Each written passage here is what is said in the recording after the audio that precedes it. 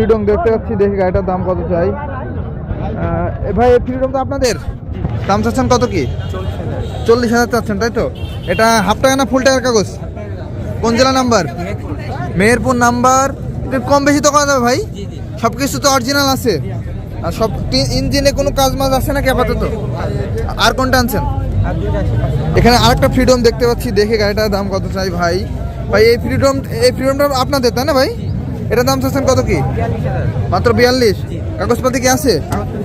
Chuadanga number, ফুল টাকা half টাকার কাগজ? হাফ টাকার কাগজ। এটা চাচ্ছেন কত দাম? হ্যাঁ, এই গাড়িটা দেখায় আপনাদের, গাড়ির কন্ডিশন ফ্রেশ আছে ভাই। এটা দাম চাচ্ছেন কত কি? 42,000। কাগজপাতি কি অবস্থা?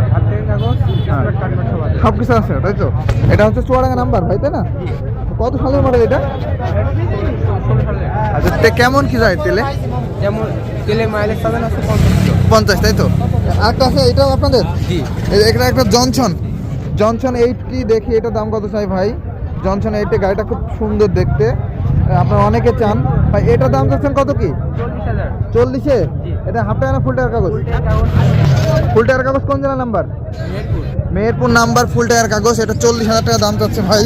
গাড়িটার কন্ডিশন কিন্তু ফ্রেশ আছে ভাই। এই হাটে যদি বিক্রি না হয় সামনে হাটে আসবেন, এখানেই পাবেন।